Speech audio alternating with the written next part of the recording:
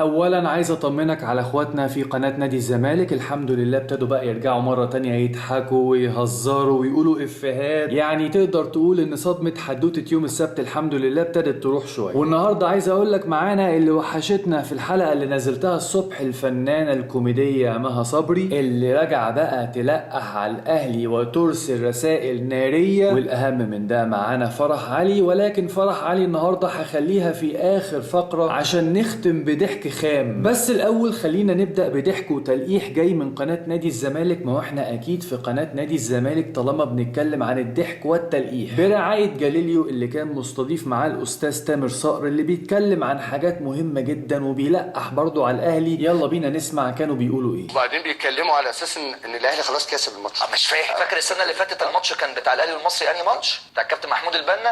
ايوه فيرنتينا بتاع الاحتضان. فدايما ماتشات الاهلي والمصري يا تخلص بخطا يا تعادل. انا مش عارف انت جبت منين معلومه ان ماتش الاهلي والمصري، ناس كتير بتقول انه ماتش مضمون، الكلام ده مش صح ومحدش قال كده ابدا، فما تقولش الكذبه وتروح رادد على نفسك بيها. اما بقى بالنسبه لموضوع الاحضان اللي انت بتتكلم عليه ولقحت على النادي الاهلي كعادتك بتحب التلقيح يعني، وبتقول ماتش الاهلي والمصري الموسم اللي فات ورحت عامل كده في اشاره واضحه للحضن، يعني انت معيارك ان الحضن ده ضربه جزاء. تمام، انا موافقك 100%، وطالما انت حابب تقلبها جلسه رومانسيه مليئه بالاحضان فانا حابب اروق عليك بشويه احضان هتوريك مين النادي اللي اتضر من التحكيم ومين النادي اللي استفاد من التحكيم. وخلي بالك انا هكلمك بس في الاحضان، الحاجه اللي انت ذكرتها. نبدا مع بعض من مباراه الاهلي ومودرن سبورت، جراديشار بيتحضن جوه منطقه الجزاء ولكن الحكم لا ارى لا اسمع لا اتكلم، والفار تقريبا كان بيعمل شاي او قهوه. الحضن الثاني لمحمد شريف قدام زد والحكم كالعاده لا ارى لا اسمع لا اتكلم، وحكم الفار المره دي كان رايح يجيب كشري. الحضن الثالث وده بقى حضن يخصكم انتوا يا معلم، عمر جابر بيحضن لاعب بيراميدز وبيعبر له عن حبه داخل منطقه الجزاء، ولكن محمد الغازي وما ادراك من محمد الغازي يرفض احتساب ضربه الجزاء بمعيار جاليليو. فادي يا معلم 3 حالات انت المستفيد منهم، سواء انت كنت طرف في المباراه او مش طرف في المباراه. فنصيحه مني بلاش شغل التلقيح ده وتقول الاهلي ما بيكسبش الا بخطأ او يتعادل، لان لو في فريق يا معلم بيكسب بالاخطاء فقط ولو ما فيش اخطاء مش هقول لك بقى مش هينافس، ده ممكن اصلا ما يبقاش من السبعه الكبار. فالفريق ده فريق بيلبس ابيض بخطين حمر زي الاستوديو اللي انت قاعد فيه ده يا باشا. ننقل على نقطه تانية بيتكلم عنها الاستاذ تامر صقر، تعالى نسمع الراجل بيقول ايه.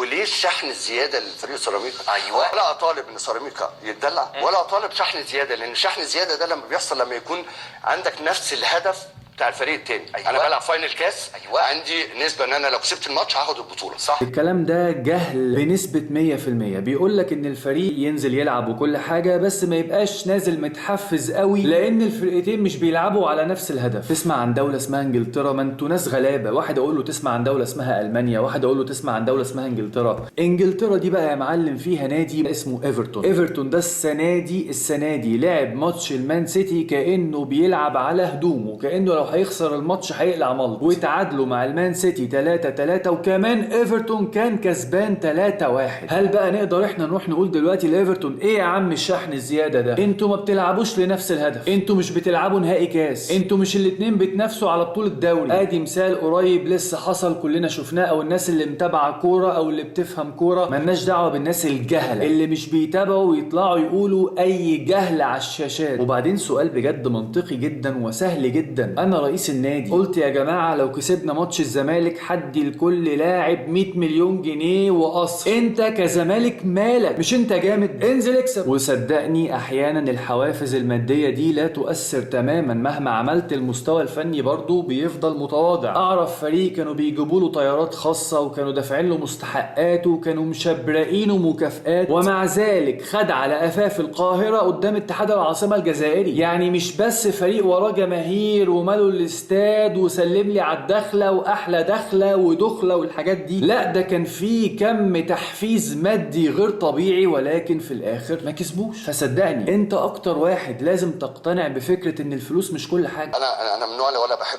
اعمل افلام ولا اقعد اتكلم في القصص. لا انا عارف انت بتاع، انا بحب اقعد اتكلم كوره بس وفنيات. فاهم؟ بيقول لك انا ماليش في القصص والافلام دي وانا بتكلم فنيات، والراجل من ساعه ما الحلقه بدات اساسا وهو ما جابش سيره الفنيات فنيات بجنيه. يا سيدي جايز انا ظالم، هو خلاص عقل وهيتكلم عن الفنيات. وده برضو القصه اللي عايز اتكلم فيها. اتفضل. ان انت فكره ان انت المباراه على ملعبك ويتقسم التذاكر يبقى مثلا 20,000 و20,000، انا مش فاهم. فزي ما انت انا كنت سامعك بتقول ان اتمنى سيراميكا تعمل مبادره ان كل ما الاستاد بيبقى شفنا الشكل والدخله اللي عملها الوايت نايتس، كان شكل الاستاد عامل ازاي. طبعا الكلام ده اتقال قبل الكارثه بتاعت ان سيراميكا تنازل عن حصته في التذاكر. هو الراجل شايف ان تنازل سيراميكا عن التذاكر ده مبادره علشان منظر الاستاد والجمهور، مش عشان يضغط على سيراميكا مثلا، او مش عشان يدي افضليه لنادي الزمالك تساعده ان هو يكسب الماتش. لا لا لا، الراجل حابب يتكلم بمنتهى البراءه. طب ليه ما سمعناش الكلام ده والاهلي بيلاعب سيراميكا والاهلي بيلاعب زد والاهلي بيلاعب انديه الشركات اللي مغرقه الدوري بتاعنا؟ ليه ما سمعناش الكلام ده الا على مباراه الزمالك بس؟ ليه شكل الاستاد ما بيهمش الناس الا لما يكون الزمالك طرف في المباراه؟ ليه؟ بص، اي جهل واي هبد واي هرتله واي محاولات للحصول على حاجه مش من حقك علشان تزق الزمالك انه يكسب الدوري وهو محتاج تعادل. انت متخيل ان الزمالك محتاج تعادل بس؟ ده لسه جاليليو دلوقتي هيروح مديك واحده. اسمع هيقول ايه. باشا انا بلعب فير بلاي، انا بلعب حضرتك، عايزين جمهور، عايزين اجواء، اتفضل يا فندم، دي مقصوره، دي درجه اولى. هو الفير بلاي بالنسبه لك ان الفرقه اللي بتنافسك حتى لو فرقه بلا جماهير، واللائحه بتقول ان التذاكر متقسمه بين الفرقتين، واللائحه دي اتطبقت على كل الفرق باستثناء حضرتك مرتين، فالفير بلاي بالنسبه لك ان الفرقه دي تتنازل عن تذاكرها ليك عشان تثبت حسن نواياها. انت يا ابني مين اللي علمك الفير بلاي؟ والله العظيم انا مش عارف اقول لك ايه، بس انا عايز ادعي على علمك الكوره. عارف انت لما تبقى سايق عربيه في الشارع وتلاقي واحد راح داخل فيك مثلا ولا حاجه كان هيخبطك، فتروح مديله واحده الله يخرب بيت اللي علمها لك؟ يا جماعه ناخد بالنا، جاليليو بيصحح لنا مفهوم الفير بلاي. الفير بلاي ان اي فرقه نازله تلاعب نادي الزمالك، وتحديدا لو الزمالك محتاج انه يكسب او يتعادل عشان يكسب الدوري، لازم الفرقه دي تتنازل عن تذاكرها لنادي الزمالك، يا اما مش هيبقوا بيلعبوا فير بلاي. وهو ده اعلام نادي الزمالك ولسه. واتمنى الفير بلاي مش في اللعيبه بس، في حتى التحكيم. بص يا معلم بقى كده الموضوع هب منك تماما، لان لو الحكام طبقت القوانين وحكمت بشكل عادل ساعتها الماتش هيبقى 50-50. فانا بنبهك وبقول لك خلي بالك، الفير بلاي في التحكيم ده مش لصالحك ابدا. ان امين عمر ما كانش عايز مباراه حاسمه قبل كاس العالم، ده اللي اتردد فعلا، بالذات انه خلاص ده اخر جوله. وفكره محمود ناجي انه يروح بيراميدز برضه ما يعني عندك علامه استفهام. عندي علامه استفهام فيها. يعني انت المنطقه دي هي اللي فيها ريبه. يعني ليه بيعينوا امين عمر في ماتش الاهلي؟ صحيح يا اخي. طب انا عندي سؤال برضو يا ريت حضرتك تجاوبني عليه. ليه ما بيعينوش امين عمر لمباريات الزمالك؟ ليه قناه الزمالك هي اللي تختار حكم لمباراه الاهلي؟ ده مش بيصير عندك علامات استفهام؟ طب ليه يا باشا ما كانش عندك اي علامات استفهام على فريقك انه ما طلبش ولا مره حكام اجانب على مدار الموسم الا في اخر مباراه، المباراه اللي محتاج منها نقطه واحده بس عشان يكسب الدوري؟ ليه فريقك ما طلبش حكام اجانب ضد بيراميدز؟ ليه فريقك ما طلبش حكام اجانب ضد الاهلي؟ بالعكس الاهلي هو اللي كان طالب حكام اجانب. من ضمن الاكاذيب اللي روجت الموسم دوت بقوه ان الزمالك وصل الى ما وصل اليه بفعل التحكيم.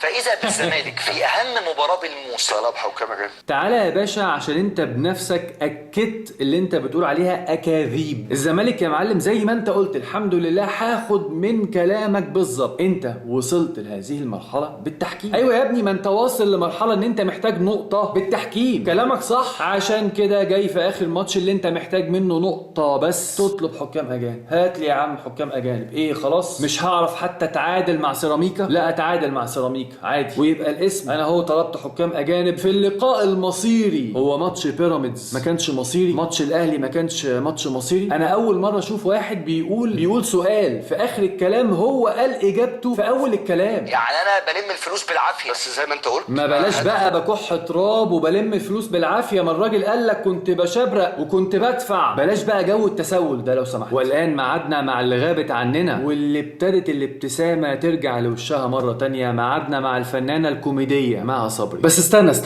قبل ما نطلع على مها صبري تعالى معايا اسمع ثروت سويلم قال ايه مع محمد شبانه. الكلام المنتشر على السوشيال ميديا بس برضو لما تسمع بودنك ليها واقع مختلف خالص. يعني الزمالك الزمالك ممكن يشارك من غير ما يسدد الديون اللي عليه؟ هيشارك. انا بقول لحضرتك هيشارك، ولا لازم يسوي الديون اللي عليه؟ كل حاجه ليها حل برضه معاهم. بس احنا لو اتكلمنا في القصه دي وقبل الماتش بتاع الزمالك اللي جاي بكره، يقول لك الله بيعملوا كده، ده بيحبطوا الزمالك.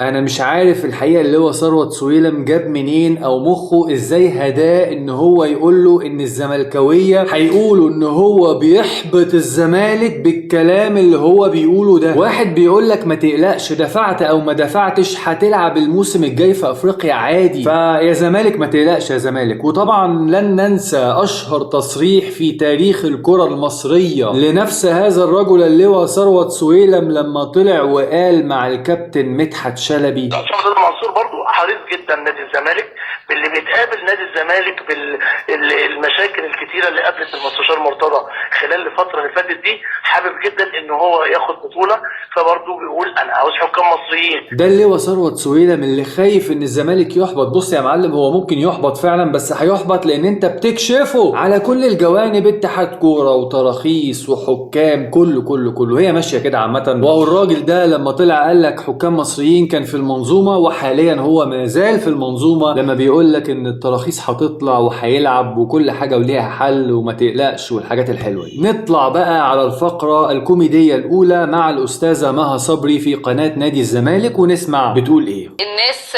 اللي كانت بتقول ان الزمالك بيحب الحكام المصريين علشان بيجاملوه، مع اني معترض على كلمه بيجاملوه ده، بس خلينا نكمل كلامنا. يعني سكريبت توزع واتقال. يا بنت الحلال، مش عشان انتي شغالة بسكريبتات يبقى الناس كلها شغالة بسكريبتات بقى. صدقيني في طرق تانية للعمل في الاعلام غير السكريبتات. والله انا عارف ان الواحد لما بيروح يشتغل في الاعلام ويلاقي فيه سكريبتات بتنزل فهو بيفتكر ان كله ماشي كده، لكن يا بنتي لا، يعني مش كله ماشي بسكريبتات. والله في ناس ماشية بسكريبتات، في ناس ماشية بتعليمات، في ناس ماشية بالجزمة عادي يعني. فلو سمحت بلاش تتهمي الناس التانية بالحاجات اللي بتحصل معاك. الناس كلها يا بنتي مش زيك بتشتغل بالسكريبتات. وبالمناسبة على سبيل المثال يعني من كام يوم قبل ماتش السبت الحدوتة السوداء بتاعة الكونفدرالية كان في جملة عمالة تتقال على لسان جميع المذيعين في قناة نادي الزمالك، ألا وهي ايه؟ وقت الفراغ. فرح علي طلعت قالت لك اوقات فراغ ولا وقت فراغ، والاخت دي طلعت تقول نفس الكلام، وجاليليو طلع يقول نفس الكلام. وانا متأكد ان انا لو كنت قاعد للقناة دي لجميع المذيعين الاخرين اللي انا الحقيقة يعني مش هقدر اتابعهم عشان يعني الواحد ما يجلوش جلطة ولا حاجة، كنت هتسمع برضو وقت الفراغ. انا هشرح لك حاجة جايز مش واصله لك. في ناس ما تقبلش انها تشتغل بسكريبتات، في ناس عندها شخصية ترفض هذا. حد يقول لها تقول ايه وما تقولش ايه، تقول له ليه يا معلم انت فاكرني ايه يعني؟ هو انا ايه مأجور مثلا عشان امشي بسكريبتات؟ لا طبعا. كملي. انتوا عارفين السكريبت لما بيتوزع خلاص ما تعرفش توقفه يعني. ما هي عارفه، هي ست عارفه السكريبت اول لما بيتوزع في القناه خلاص بقى، لا تقول لي جاليليو ولا تقول لي فرح علي ولا يقول لك طب بعد اذنك بس الكلمه دي ممكن نحذفها. بينزل لازم يتنفذ ويتقال زي ما هو. دي واحده مجربه وعارفه موضوع السكريبتات كويس قوي. يعني انت لو عايز تاخد الخلاصه بتاعت كيفيه التعامل بالسكريبتات في الاعلام عليك بالاستاذه مها صبري وفرح علي وجاليليو ونيره الاحمر والشله الجميله اللي احنا سميناها ايه؟ ازعل منك بجد، سميناها شله الانس والضحك. ويلكم باك يا مها، كملي. وان الزمالك لا يمكن يطلب حكام اجانب لمباراه سيراميكا. انت ايه رايك دلوقتي؟ انا رايي يا مها بصراحه ان الحكام المصريين بعد ما ادوا واجبهم على اكمل ما يكون وزقوا الزمالك لحد ما وصل لاخر مباراه وبقى محتاج منها نقطه واحده بس، ساعتها بقى عادي نطلب حكام اجانب. ايه يعني مش هنعرف حتى نطلع بتعادل؟ ما انا لسه قايل الكلام ده من شويه. والله ايه ده؟ ثانيه واحده، سكريبتات؟ استنى، هو مش الكلام ده من شويه قالوا جاليليو؟ خرب بيت السكريبتات يا جدع. طب غيروا الكلام حتى. طب هاتي الكلمه اللي في الاخر حطيها في الاول. طب هاتي الكلمه اللي في النص حطيها في الاخر. طب اقري السطر التاني وبعدين السطر الاول. يخرب بيت الكوبي بيست يا جدعان. او ده بقى عيب. المفروض لما توزع السكريبتات توزع افكار. يعني يا جماعه النهارده هنتكلم عن كذا، بس خلوا بالك كل واحد يقولها بطريقته. مش عايز احس ان الكلام بيتقال هو بس. هم ان شاء الله مع الوقت باذن الله هيكتسبوا خبرات في مساله كيفيه التعامل مع السكريبتات بحرفيه. ارجع واقول لك زباين يقول لك اشمعنى جاب حكام اجانب دلوقتي؟ واحد لجنه كالعاده، اللجان طبعا كتير كتير جدا. استني يعني بعيدا عن انك بتتعاملي بالسكريبتات، هو انت كمان طلعتي لجنه؟ ما احنا اتفقنا بقى خلاص، هي بتطبق اللي بيحصل معاها على بقيه الناس. فالاستاذه مها طلعت مش بس شغاله بسكريبتات، دي طلعت لجنه. بصي، هو اعلام الزمالك برضو اكيد في جانب مشرق، وانا هديكي امثله. عندك مثلا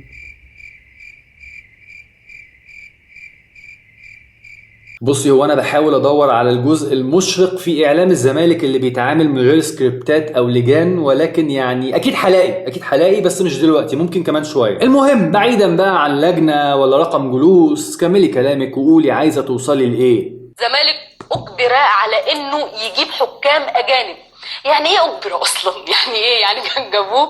اقول لك انا يعني ايه اجبر؟ زي ما انت بتجبري كده تقري السكريبت اللي قدامك. والله ده اسمه اجبار برضو، خلي بالك. بس انت ممكن تبقي بتعمليها بدافع اكل العيش، يعني مش اجبار قوي برضو، بس انا يعني بحاول اقربها لك، يعني فاهماني. الكلام اللي اتقال ان ممدوح عباس هو اللي كان عايز حكام اجانب، وافاجئك واقول لك ان ممدوح عباس اصلا قبل كده بكذا ماتش عرض ان هو يجيب حكام اجانب لنادي الزمالك، ومجلس اداره نادي الزمالك هو اللي رفض. واللي قال الكلام ده مجموعه من الصحفيين الزملكاويه. اديني شرحت لك الاجبار. طب ليه الاهلي ما جابش حكم اجنبي الماتش المصري؟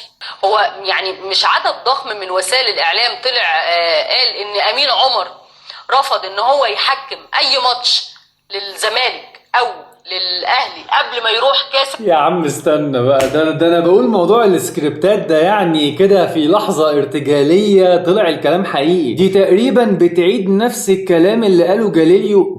وهو مين اللي قال الكلام ده قبل جاليليو؟ ده انا. انتوا يا جماعه بتسرقوا مني الكلام ولا انتوا بتاخدوا مني الكلام ولا ايه حكايتكم بالظبط؟ احنا في بينا حد غريب ولا ايه يا جماعه؟ طلعوا بياخدوا سكريبتاتهم مني. ما علينا، كملي. لكن طبعا زي ما قلت لك الموضوع الهدف منه بس هو ارهاب للحكام. استني، كان عندنا زمان رئيس لجنة حكام اسمه مارك كلاتنبرج ده بقى عمل حاجة صايعة جدا، بقى يعرض المحادثات اللي بين حكم الساحة وحكم الفار. تصوري ان هو وقف محمد معروف عشان غلطة ارتكبها في مباراة للزمالك. طبعا الغلطة دي استفاد منها الزمالك. بص، قاعدة بقى عشان الحلقات الجاية بإذن الله ما تقعدش بقى تسألني وتقولي كان قصدك ايه لما اقول لك جملة غلطة الحكم في مباراة نادي الزمالك وانت مغمض هي غلطة استفاد منها نادي الزمالك تحكيميا على طول. نرجع بقى لمارك كلاتنبرج اللي اوقف محمد معروف عشان اخطأ، وفي قناة استاءت منه جدا وكانت عايزة تمشيه لان فريقها كان وصل لمركز خامس تقريبا او سادس. القناة دي كانت قناة ايه ده نفس القناة اللي انت فيها يا بنتي، ده قناة نادي الزمالك. قناة نادي الزمالك مسكت مارك كلاتنبرج واستباحته لغاية ما طفشت الراجل الحقيقي. ده بقى اللي انا بسميه ارهاب، مش الحكام بقى، ارهاب رئيس لجنة الحكام. وشوية يقول لك سيراميكا لازم يكون ليه دور ويدافع عن فرصته. ايه المشكلة ان سيراميكا يبقى ليه دور ويدافع عن فرصته وانه يتم تحفيزه؟ ايه المشكلة يعني؟ انتوا عايزين ايه يعني؟ عايزين يفوتوا لكم الماتش؟ ولا انا عمري هستنى ان حد يفوت لي ماتش، ولا انت كل الناس عارفة ان الزمالك يوم ما بيكسب بمجهوده بتعبه بشقاء. كان محمد الغازي واقف هنا وما حسبش ضربة جزاء على نادي الزمالك قدام بيراميدز، ومحمد معروف بينط الود وهو اللي يحط الكورة جوه الجول لنادي الزمالك. وبعدين انت بتتكلمي عن شرفه والتفويت. بص يا بنتي، سيراميكا قدام الزمالك من حقه ان هو يدافع عن شرفه الكروي. شرفه الكروي دي علاقتها بنادي الزمالك والاسماعيلي والبيراميدز حديثا ولبعض اللاعبين القدامى وحتى اللاعبين الجدد اللي بيكرهوا النادي الاهلي. هي بالظبط زي علاقة الاقرع بالفرشة مثلا، جرس المنبه بالنوم مثلا، زي علاقة الزمالك بكاس العالم للأندية مثلا، زي علاقة مها صبري بالكورة مثلا. لا انا بالغت كده يعني، مش للدرجة دي يعني، اكيد في شوية شرف كروي موجود يعني. وقلت ان في مباراة مصرية برضه هتجمع بين الاهلي والمصري. ليه ما بلاقيش نفس الكلام؟ ما هو انا بتكلم على ده دلوقتي عشان ما بلاقيش نفس الكلام. انا بقى هجيب لك واحده دلوقتي تقول لك ليه الاعلام مش مركز مع مباراه الاهلي والمصري زي التركيز بتاع ماتش الزمالك وسيراميكا. واحده والله هتفحمك. المساله في رايي احنا بنتكلم عن النادي المصري. النادي المصري يا جماعه وجمهور بورسعيد، وبنتكلم على نادي جماهيري كبير، وما عندناش شك ابدا انه هيلعب مباراة عمره. نادي كبير ونادي عنده جماهير ونادي اكيد لازم ينزل المباراة دي دافع عن اسمه عشان ده اسمه النادي المصري. على فكرة يا جماعة دي كانت مها صبري بعد ما قالت الكلمتين اللي سمعناهم من شوية على ان ليه مفيش تركيز على مباراة الاهلي والمصري. هي بقى بعديها ب 30 ثانية او 40 ثانية راحت قايلة الكلام ده، ردت على مها صبري برضو. فهنا يعني حاجة جميلة جدا ان انت تلاقي يعني في ايه. كملي، عندك حاجة تانية ولا ايه، ولا السكريبت خلص؟ كنت اتمنى ان بنفس المنطق اللي بيحشدوا بيه ويحفزوا بيه سيراميكا ان الاقي واحد بس يعمل نفس الكلام ويحفز بقى فريق المصري. يا بنتي ما انت لسه حالا قايله ان المصري انت متخيل اللي حصل دلوقتي؟ هي قالت الحاجه وبعدين راحت قايله عكسها وبعدين راحت قايله عكسها تاني اللي هو الاولاني. لا كفايه مها صبري كده، ده احنا لسه داخلين على فرح علي وليله وضحك سعادتك. ده فرح علي دي كوميديا من نوع خاص لوحدها. ما علينا. هو النجم البرازيلي ابن 100 عقبه خوان بتزارع. امبارح لقينا خبر مجلس الزمالك قرر ان هو يجتمع في المرحله اللي جايه علشان يشوف حلول، ان المجلس لازم على طول يروح يبيع اخوان بتزيرة بجد عشان يدفع فلوس القيد. هو ايه ده؟ حضرتك نادي الزمالك كلنا عارفين ان هو كان معتمد على الكونفدرالية انها تدخله 4 مليون دولار، وبعدين هناخد الفلوس دي ونطلع بيها على الاستاذ ممدوح عباس ونقول له هو يا عم لمينا لك جزء كبير جدا من المبلغ، همتك معانا بقى في الحتة اللي باقية. ما جوش ال4 مليون دولار، وبيقول لك ان حتى ال2 مليون دولار طلعوا مليون دولار، وحتى المليون دولار طلع هيتخصم منها حاجات وعقوبات ويعني قصص زي كده. فطبعا دلوقتي ما عندهمش غير حاجتين، يا اما هيبيعوا لعيبه، يا اما بقى هيروحوا لممدوح عباس ويسلموه مفاتيح النادي. ومعرفش بالنسبه للكابتن حسين لبيب يعني ازاي هيقدر يتعامل مع هذا الرجل اللي اتهمه ان هو نحس. هل في حلول اخرى يا فندم؟ قولي لي الحلول دي ايه؟ الشخص العاقل، انا هنا بتكلم الشخص العاقل زملكاوي المثقف في نادي هيناقش بيع نجمه قبل مباراة حسم الدوري بساعات. هو ممكن المجلس عادي جدا يكون مجتمع، وبتخيل مثلا ان هو يدور بينهم الحوار ده، مثلا واحد يميل على الاستاذ او الكابتن حسين لبيب يقول له وبعدين يا كابتن حسين هنجيب الفلوس منين؟ يقول له اخ راحت الكونفدرالية كان في ايدينا 4 مليون وطاروا، هنعمل ايه بس دلوقتي؟ هنروح لمين؟ فواحد كده يبص له ويقول له طب انا عندي فكرة يا ريس، بس يقول له قول يا ريس، طب ما تيجي نروح لممدوح عباس. انا مش عايز اسمع الاسم ده تاني، ده بيقول عليا ان انا راجل نحس. انا راجل نحس ايه يعني لما اروح ماتش للزمالك بعد ما كنت منقطع عن المدرجات والزمالك يخسر؟ ده معناه ان انا راجل نحس؟ ايه ده؟ انا راجل نحس؟ لا يا فندم حضرتك مش، ده احنا اللي نحس يا باشا. ده حوار تخيلي انا تخيلته كده بيحصل جوه مجلس اداره نادي الزمالك الحقيقه. فانا اسف ان انا بعدت عن فرح. نرجع لفرح مره تانية وبقول لها يا فرح عادي جدا الحوار ده ممكن يحصل بمنتهى البساطه داخل مجلس الاداره، بس انتوا عشان مجلس اداره بيسرب حاجات كتيره جدا زي ما احنا عارفين، فممكن يكون الخبر اتسرب كده ولا كده ولا كده. طلبت منكم حاجه وما لقيتش ناس كتير عملتها، فهفضل اطلبها تاني لحد ما تعملوها. يا جماعه عايزين نعمل تصويت في الكومنتات، قولوا لي مين نجمة الكوميديا الأولى في قناة نادي الزمالك، مها صبري ولا فرح علي؟ في النهاية أتمنى نكون ضحكنا شوية مع بعض. لو أنت بتشوفني على اليوتيوب ما تنساش التعليق وما تنساش تعمل لايك. اللايك مهم جدا جدا جدا، وتشترك على القناة بكل تأكيد. ولو عايز تتابعني على الفيسبوك هتلاقي لينك الفيسبوك تحت في التعليقات. أما لو أنت بتشوفني على الفيسبوك فهتلاقي لينك قناتي بتاعت اليوتيوب تحت في التعليقات، روح اشترك عليها. واشوفكم ان شاء الله الفيديو الجاي واحنا بنضحك وبنرد على المجرة الزملكاوية. سلام.